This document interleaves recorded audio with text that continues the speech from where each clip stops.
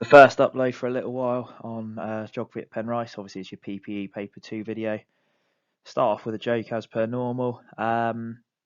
My son came and saw me earlier and asked for a bookmark. I burst into tears. It's been 11 years and he still doesn't know my first name's Philip. Right, anyway, let's have a little look at the front cover of this paper that would have confronted you in the sports hall. I'll jump the centre number, candidate number 4 name bit because I'm pretty confident you know that. But look at the materials. When you go into this geography exam, make sure we've got pencil, rubber, ruler, and take a calculator in, trust me. But there's another piece of advice there. It says, look, there is an OS key insert. It's got to be useful at some point. Really importantly, and a mistake that some of you have made, it says this: answer all questions in section A and section B, answer question 3, and one other question in section C. So really, really, really important here. We've got to make sure we answer the right questions. Everything in section A, everything in section B, and question 3, but then only one other question in section C.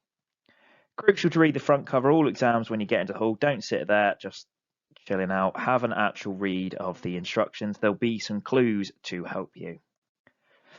Just in case there's the multiple choice questions, you will have gone through this in class. You've got to fill in that whole box. If you make a mistake, you've got that cross out instruction below. So important to read the front cover of every exam before you go in, particularly the geography ones. So here we go then, question 1. Well, actually, before we get to question 1, look at the instructions there at the top of the page. Section A, urban issues and challenges. Answer all questions in this section. So not pick and choose, answer all questions. Study figure 1, a graph showing the average annual urban growth rates for selected African countries. Okay, urban means city or town. Growth means, well, going up. Happy days. Right then, let's have a little look at this lovely figure. Oh, I'll tell you what, look, there's a key. That might be somewhat important in a moment. Question 1.1, easy 2 marks, really are gimmies these. Use the following data to complete figure 1. So Central African Republic isn't on the graph. However, actually, if you look a bit closer, it is already identified that it is going to be on there. So happy days, we can certainly work out where it's going to be. I'm trying to get the old laser pointer on, but I don't know how to do it anymore. It's been so long since I did one of these videos. I'll have a little play around. I'll see if I can find it in a moment. But for the time being, we'll use the highlighter. Central African Republic's already on there. Look, it's written on for you. So we know the space where this is going to go. Now we've got natural increase in migration. At the moment, it doesn't matter if you don't know what those mean because it's just simply asking you to plot the graph. When you do this, really important to check the scale over here. There aren't 10 boxes between, I don't know, 0 and 1 as an example. I believe there's only 5. So each box is worth 0.2. So it's important to check that. Natural increase 2.4. There you go then, popped on and coloured in because that's what the key asks for. An additional 1.1 there for migration. You can see it goes up to 3.5, or at least it should if I've drawn it correctly. And the way I've worked that out is 2.4 plus 1.1. Easy 2 marks. Haven't coloured in the second part because it's white on the key. Easy 2 marks. Got to get those marks, people. Right, then moving on. What's 1.2? Our first proper question. Outline. Okay, we need to know our command words. Outline means set out the main characteristics. Really, it means explain it, but explain it briefly. Use your so what rule. One reason why, so not 2, not 3, not 0. We want one reason why. Rate of natural increase. Right, at this point, if you don't know what natural increase means, we're going to be in a little bit of bother.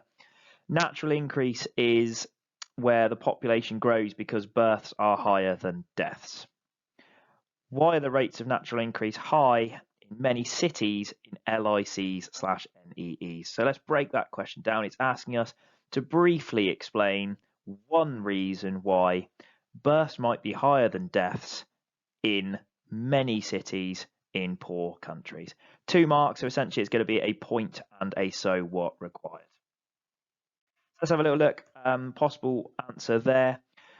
Young working age people migrate to the city, so that means you've got a lot of people between the ages of 16 and 30.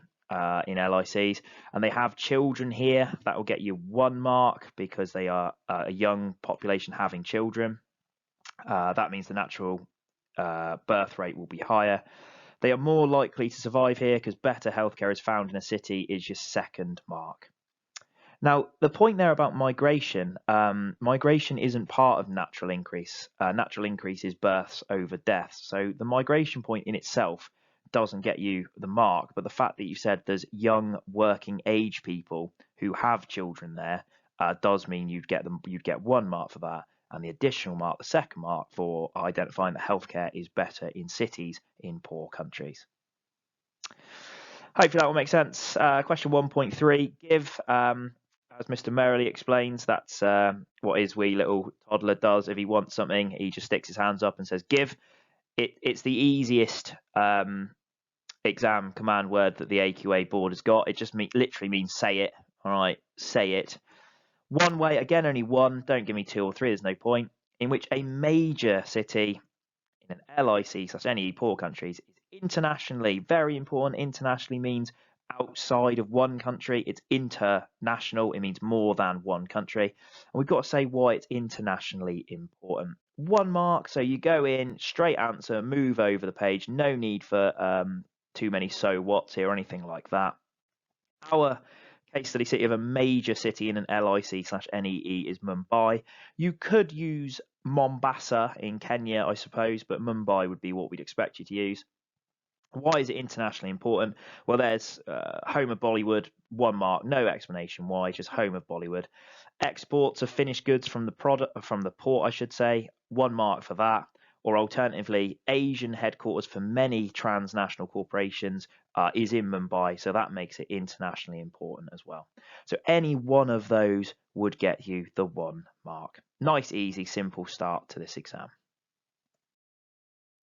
Over the page is where it gets a bit more tricky. You can see straight away, because if you're anything like me, your eyes get drawn directly to the number of marks something is, as opposed to any of the other bits and bobs you're given. But let's have a little look. Study figure 2, maps and information about the Kendal Industrial Park in Java, Indonesia. Right, really important this. The figures, when you get them, they are such a godsend. They make the exam easier. They're literally helping you get the answer. So there's something in this figure that is going to help you answer whatever the next question is. You're going to have a quick skim read over it. We've got some ports and airports in the top one. We've got Kendal Industrial Park. Yeah, it's close to, different transport links, fine. And we've got some industries that are in the industrial park. Okie dokie, fine, great. Okay, so essentially it's factories making things. Great. Let's see what the question is. Explain Mr. Tom's favourite command word. Give reasons why. It means use a so what rule. Something happens, so something else happens, so something else happens. Easiest way of writing these answers. So anytime you see explain, you think the so what rule. Urban, that means cities or towns. Industrial areas. An industrial area is a place where there are factories that are making finished products. Can help encourage development. Now, the example would have been very nice there because they've just put development. They didn't put economic development, which you'd have to link to tax income and people becoming wealthier, or industrial development, where you'd have to link it to more people working in secondary industries. They've just said development, which is really, really nice because it's quite vague. Development, as defined there, means improving people's quality of life, their standard of living. It is often linked to tax income because that increases spending on infrastructure, things like schools and hospitals, which we'll come back to in this answer.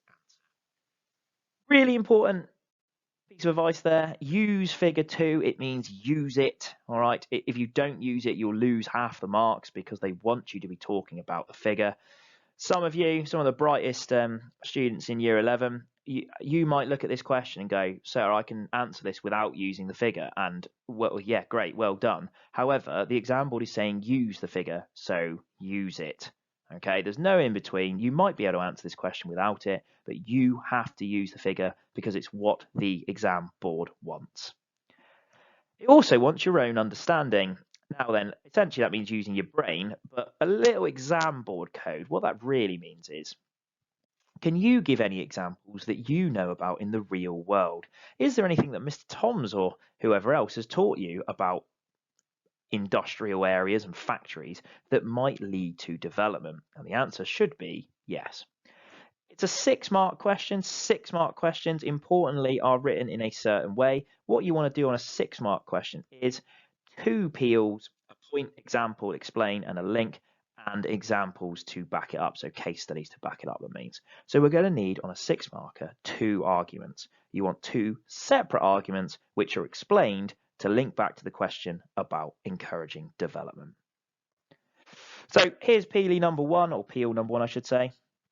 What we got? Urban industrial areas can provide direct jobs. That means jobs linked directly to the factories themselves, such as assembly work in factories, like the 17% fashion industries in Kendall Park. Well, I'll tell you what, if I was marking this as an examiner, I'd be going, I'll tell you what, your man here, that's not good highlighting, your man here is clearly using the figure.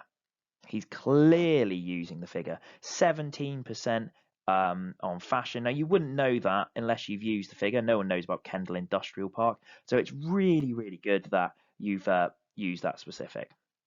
Direct jobs. And then if you look on, I'll highlight this in a different color, or in Mombasa, Kenya, which is now where we're going back and using our own understanding from up here. Because remember, in Mombasa, they've got assembly plants as well for Toyota. Also, factories create indirect jobs, those that aren't directly within the factory itself, such as those in the transporting of goods. And again, that's also using the figure because you've got transport and shipping jobs over here as well. Both of these examples are formal jobs, which means it's organised, controlled, regulated, and the government knows you're doing it. That means the workers pay tax, which means the government can invest in schools, leading to a higher literacy rate. Now, you know this. My group particularly, I must have hammered this in. I don't know how many times we've gone through this now. You've got to explain it fully like I have here. A higher literacy rate and higher and more highly skilled jobs being done in the future. So that increases your tax income more. This is the positive multiplier effect and would encourage development across the whole country. If I highlight that in purple, there's my link back to, that's not good highlighting either. That's my link back to the question regarding encouraging development. So you've used the figure here, you've explained, used the so what rule, workers pay tax, so the government can invest in schools, so higher literacy rate, so more highly skilled jobs done in the future, so increases tax. And it's a really simple, straightforward way of answering this question. So at that point, you'd probably be on 4 out of 6 at this point. A really tough examiner might only be giving you 3. So we've got a second peel to complete as well, which appears here. In addition, planned industrial parks create finished goods like furniture. Where did I get that from? Well, I tell you what, look at that over there. Furniture is in the figure as well. Yes, you could have put the 11% in as well, but I'm hoping at this point examiner clearly sees I'm using the figure anyway. These can be exported to HICs, those high-income countries, using the transport links, like the international airport that's only 20 kilometres away, or the seaport that's only 25 kilometres away. Look, we've used the figure. Finished products are worth more than their constituent parts, so the country can earn more income from tax for the businesses. Yes, finished products are worth more than the constituent parts. If you're listening to this on an iPad or laptop at the moment, if you took the individual parts of the laptop apart and laid them out on the floor, they wouldn't be worth the same amount as the finished laptop is, because the laptop's got a use, whereas those bits on the floor don't have any use. So finished products are worth more. This tax, yeah, we've increased the tax income. This tax can be invested in hospitals. There's our other one. We did schools first time. Here's hospitals. They can be invested in hospitals, so life expectancy increases, so in future people will work longer, so more people pay tax. This is the second positive multiplier effect that will lead to development. 6 out of 6 all day long on here. 6 out of 6 all day long. There are other ways of answering development questions, but the reality of it is, if you remember your schools, so what, and you remember your hospital, so what, to get to the positive multiplier effect, it's always going to be marks. It's always going to be marks. So 6 marker, I mean, honestly, that one's not that bad. There are worse 6 markers to come. Right, the next one, we've got some OS maps. I don't know why my figure's on the right. It should be on the left. Apologies for that. Let's have a little look what we got to do. Study figure 3, a 1 to 25,000 ordnance survey map showing part of Liverpool, a city in the UK. 1 to 25,000, they've been very nice at the bottom. They've said 4 centimetres equals 1 kilometre. So if you obviously take a ruler in this exam, 4 centimetres on that map means 1 kilometre in real life. Areas X and Y show 2 areas of urban regeneration. Okie dokie. Regeneration is the idea where you keep the existing buildings, but you improve or change the use of them. Let's see if we can find area X and area Y in the worst game of find something you'll ever see. There they are. What is the approximate area covered by area Y? Shade 1 circle only. Now then, imagine you got to this question and you had absolutely no idea whatsoever. You take a pot shot guess and highlight one of them. There's a 1 in 4 chance you'll get it right. If there's 4 of them in the exam, all right, the chances are you'll get one of them right. Where are we looking to? Area Y. So area Y, you can see down here, if I just have a quick shade of it a second, there's area Y. And you can look at that and see how big it is compared to an entire box. So if I just highlight the box that it's in, box 36 and box 88 there, you can have a little look and compare it to the entire grid square. And the grid square is 1 kilometre across and 1 kilometre up, which means it's 1 kilometre squared. So as a result of that, let's have a little look. How many of the yellow boxes, area Y, do you think we could fit into this box? And it's not actually that big, is it? It's quite a small area. So you could literally place your thumb and finger on the computer screen at this point and just go around and go, how many can I fit in? 1, 2, 3, 4, 5, 6, 7, 8, 9, probably 10. So it's unsurprising that the answer is 0.1 kilometers because you can fit 10 of those in. The box is 1 kilometer squared. Happy days. Okay. If you're not sure, honestly, if you're not sure on these questions, look at it and go, right, what can I work out from this? And then have a go. Just to really, really reiterate again, look, it's trying to tell you the answers down here.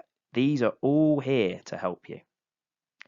Give the 4-figure grid reference for the Albert Dock area. Right, where on earth is the Albert Dock area? Oh, there it is. Look, you've got to find it, but I mean, docks are generally found by the water kids. So Albert Dock is here.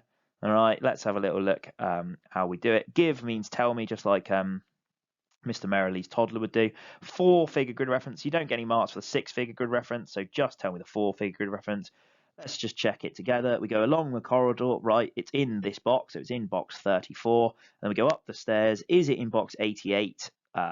No. Is it in box 89? Oh my days. Look, it is, because it's right there, which means it's in box 3489, which is written over here.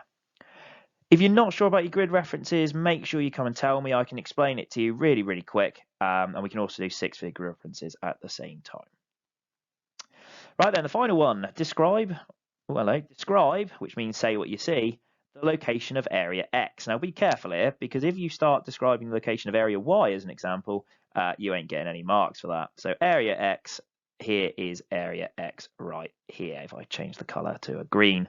So let's say what you see. Where is this area? Right then, it's southeast of the city. Okay, so the city area, if I highlight that in a nice red color, this appears up here to be something like the CBD area, and as a result you could say it's southeast of the CBD area. Okay, your cathedral's always a good spot there. Cathedral's generally in the center of a city, so it's 2 kilometers southeast of the CBD. That would actually get you 2 marks because you've used direction and distance. 2 kilometers east of the river, yeah, it is. Look, the river's over here somewhere, and you go 2 kilometers and you can find area X. It's in Princes Park. It's quite generous of the example. Really, it's not really in Princess Park at all, but Princess Park is labelled there, and they've said, well, close enough. It's, it's pretty much there. If you said north of Princess Park, it would be there.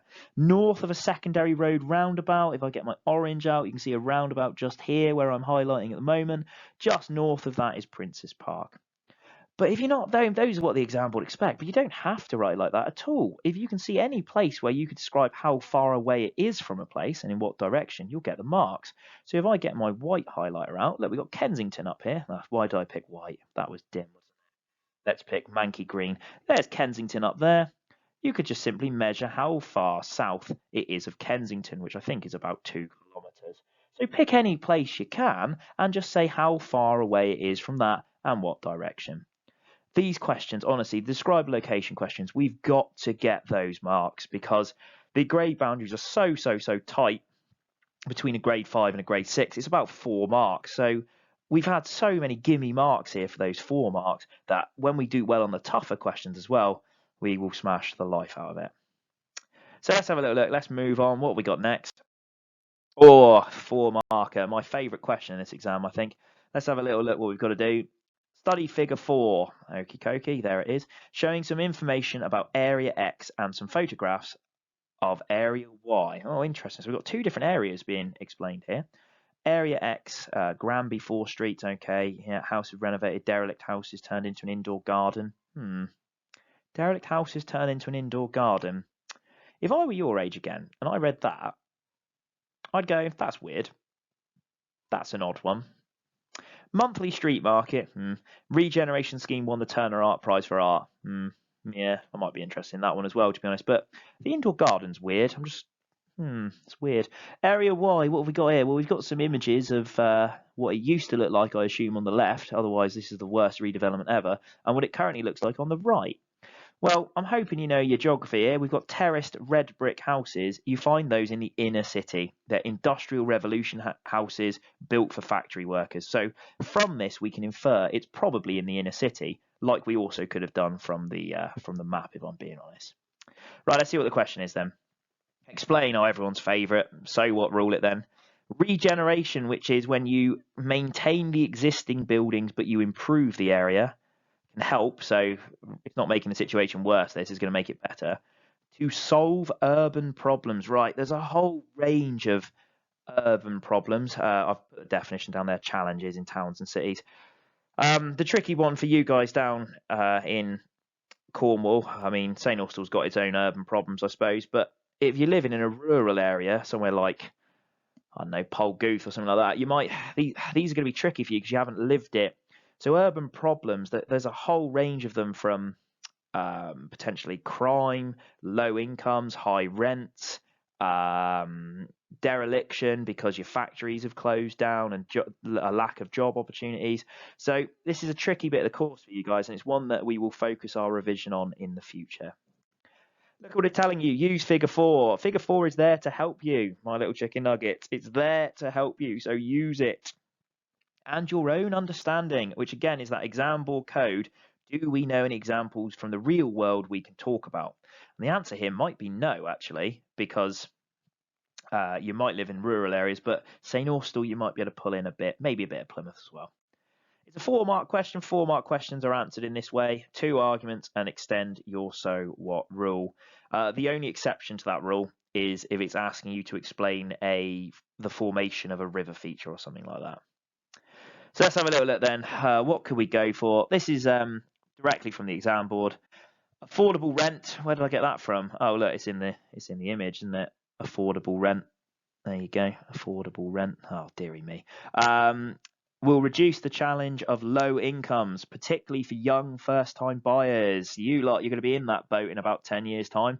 Enabling to move out of their parents' house. That's great news for a city if you get first-time buyers, because they will buy more things and stuff. If you have your first house, you'll buy furniture, you'll buy like quirky things to make it into your house, like those stupid bathroom signs you see at the range. And it's all good news for a city, because you have more people spending on stuff and things. So it means you can support businesses. The regeneration with better looking houses. Yeah, that's from the figure. The example would credit you using the figure again there. Oh, dearie me, that's nowhere near. With better looking houses will attract people to these areas of the city, meaning the challenge of crime and graffiti is reduced. Yeah, what I mean by that, it doesn't mean that the houses look pretty, let's go and visit them. What it means is people live there, and crime and graffiti stops in a place where people live, because you don't get away with it as much. If lights start coming on when you're trying to break into somewhere, even the worst criminal goes, hang on, I need to run away from here. Whereas if this area is derelict, like you see on the image on the left, I mean, people are going to go in there and smash the place up and break windows, because no one's gonna get them there. No one's gonna catch them, are they? Because who's there to report to the police? If you go and try and smash up the area on the right, I mean, people are going to see you. It's relatively straightforward, isn't it? The same happened in Devonport. Yeah, Devonport in Plymouth had this issue. They've redeveloped the area, put some new flats in, and as a result, the amount of crime there has diminished.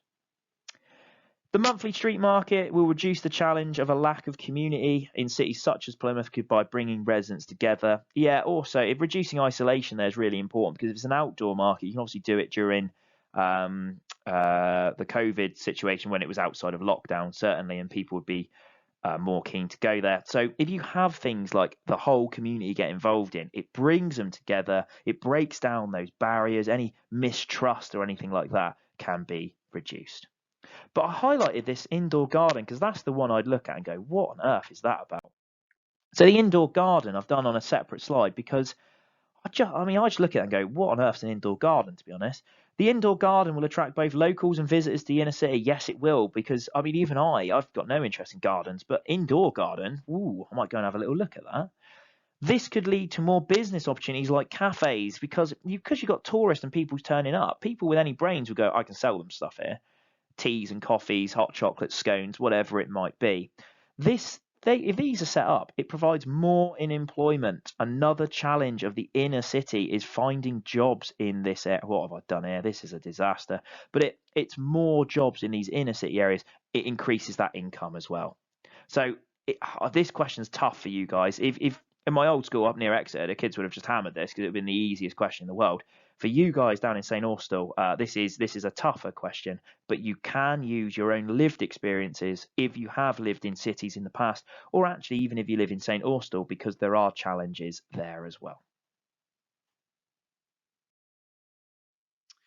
Okay, then we're near the end of question 1. The urban stuff is near its end point. Let's have a little look what we're being asked here. Complete, which means to finish something. If you complete a race, you get to the end, so you should know what that means. The following fact file, oh yeah, it's below, for a city you have studied. UK city. Oh, that's important, isn't it? UK city. So I don't want to hear about Mumbai or Mombasa anymore. It's a UK city you have studied, and of course, that is going to be Plymouth. We can't use St Austell because it's not a city. 2 marks, which means you're going to have 1 for box 1 and 1 for box 2. So location in the UK, what a doddle this is. Southwest England, County of Devon, South Coast, done, 1 mark. Okay. With this one, because it's like a fact file, make sure you're specific. If you just said Southwest England, they might not give you the mark because that isn't particularly specific. It's like saying, where's London? Southeast England. It's not overly specific. So make sure you give enough detail that the examiner could essentially put their finger on pretty much where this is. You could say it borders Cornwall as well. Importance in the UK, yeah, it's the UK here, not international. However, Plymouth University and Devonport Dockyards are definitely the one to go for here. Plymouth University, 27 homegrown students. That's students born in the UK, and it offers specialist courses in marine biology, also dentistry and oceanography, so it makes it important for the whole country. Devonport Dockyards, building and repairing naval ships, which is important for safety of the whole country. So an easy 2 marks there. Really, really straightforward. Just make sure you give enough explicit detail about your city. And then the big one, the 9 markers. Because it's a 9 marker, we already know how we need to write it, hopefully. But if you don't, you'll know after this video. To what extent, it doesn't really matter what the command word is on a 9 marker. That's what the exam board wants you to know. You look at both sides of an argument. How far do you think in this example? You must involve a case study or example to evidence, and you must conclude on the overall importance. Okay then, right. Reality. Make a judgment. Whatever the 9 marker is, you make a judgment. Okay. Judge has urban change. Urban change is something that's now different about a city from how it used to be. Has created, which means made. Social, to do with people. Economic, to do with money and trade. So you've got to do both. That is important. I've not done the and, so important to be aware it's 1 social, 1 economic. Opportunity, so opportunity is one social, one economic. An opportunity is something that can be done. In a UK city you have studied, you need to know that your UK city is Plymouth. This is a 9-mark question. 9-mark questions are always written in the same way. It will appear on the next slide. There you go. It won't appear on the next slide. It will appear here. You know there will be a need to make a judgment. UK city, as I mentioned, is Plymouth. Here we go. Our general 9-mark advice, whatever the 9-marker is, this is the way you've got to write it. My advice on there is do these questions first because they're the biggest, they're the most complicated. You might read it and go, oh, I don't know about it. But then it gives you time as you're doing the other questions to start the brain twirling around about what you could be talking about. So in terms of the structure, in your introduction, I want you to tell the examiner the answer. The perfect introduction aims to show a little bit of balance. So I don't want you ever to agree 100% or disagree 100% with the question or the statement. If the question was about success, don't say that the project is 100% successful. If it's about importance, don't say it's 0% important. It never ever go for that. Always go for a little bit of balance. Even if you'd argue 99% on one side and 1% against, it makes all the difference because it means you can go from a possible maximum of 6 marks up to a possible maximum of 9. So we've got some examples there. Use terms like mostly, minor, limited, large, small. That's what you're after there because it shows a little bit of balance. Our most able students, what I want you to do in the introduction is to give a reason why you've not gone 100% on one side of the argument. The reason for that is it means you get 2 marks for your introduction, and it will really put the examiner on the back foot because the examiner will think this person knows what they are doing. So try in your introduction, tell me the answer, and try and give me a bit of balance as well. Feelies after that, a point, a synonym for point is argument. An example is some figures or some facts or a case study to back your points up. Explain your points using the so what rule. Link it directly back to the question, answer the question, and then at the top end, I want you to try and evaluate. After you've made an argument, give an additional point which might say that that argument is weaker or something else is more important. Anything that kind of puts a little bit of doubt on your own argument, okay? I don't want you to contradict yourself completely. That is absolutely not what I want you to do. But just anything that's a little bit of doubt about your argument. You need 2 of those, but at this point I will say this. If you are someone who knows you keep running out of time in the geography exam and you're always struggling at the end, then for you, go down to 1 Peely. Okay, go down to 1. You may not be able to get 9 out of 9 only writing 1 Peely, but you can certainly push up into your 7s anyway, and it can give you more time to get those later 6 markers on paper 2. Conclusion, my little trick for this year, I've added this, is after you've read or written your 2 Peelys, or in some cases 1 Peely, just look back over it and just find what your best argument was. And what you then can do, you can use the same conclusion every time. Overall, I think this argument means that. Because you've got your strongest argument and you restate it, it means that you can always conclude on one side of the argument. So hypothetically, I don't know, if the best argument you made was about people being wealthier, then in your conclusion you say, overall, I think the argument about people being wealthier means that overall this project has been successful.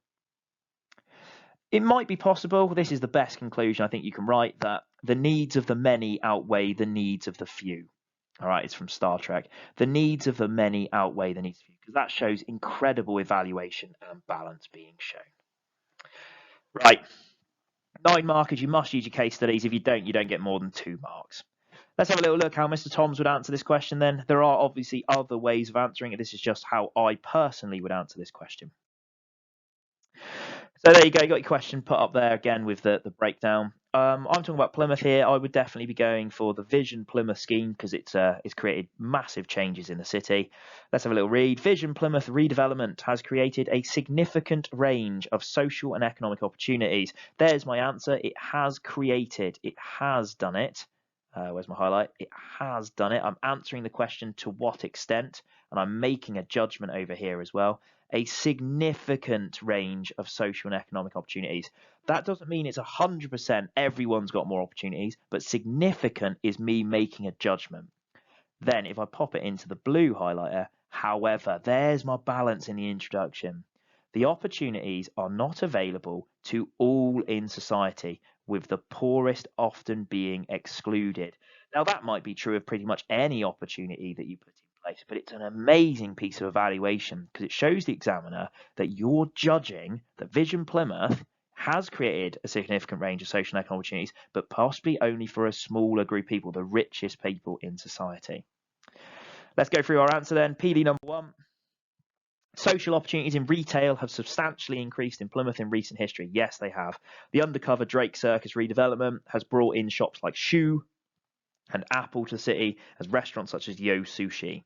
This means shoppers in the city have far more choice of products compared to the previous urban decay in the CBD, which had 20% empty shops. That 20% figure I've made up. I don't know if it was 20% or not, but I know the example would go, that's feasible, that's believable. So what I'm saying there is the people of Plymouth and the visitors to Plymouth as well, really, have more choice. But look at my evaluation in yellow. However, the high-end shops attracted do not cater for poorer residents. I don't know if any of you have been into Shoe before, but you ain't buying shoes there for 15 quid. We are talking 30, 40, 50, 60, 100 pounds for these products. And obviously Apple, anyone with an Apple product. I broke my wife's laptop iMac charger, whatever it's called, there the other day. I stepped on it. 70 quid it cost me. 70 quid. An incredible amount of money. That means that your poorer people in society, like your poorer residents of the city, are not increased. They don't benefit from those opportunities because they simply can't afford them. But then I've counter-evaluated it. I've changed the colour of my highlight now. I'll go into a different manky greeny blue colour now. Although the lower end shops like Primark could show that even the poorest people in Plymouth now do have more retail opportunities. Miss Tom's bought a suit from Primark the other day. It cost me £8. Okay, so that means even the poorest people in the city, can also have more opportunities. So a little bit of balance at this point. We've answered the question. We've given some facts and figures. We've evaluated our points. We've made it to do with people. We've done everything the exam board's asked. What about our economic opportunities then? Economic opportunities have also substantially increased. There you go. There's my answer to the question again, substantially increased. High-skilled jobs have been created in Oceansgate, the UK's first marine enterprise zone. I think it's aiming to employ about 1,000 people when it's fully operational.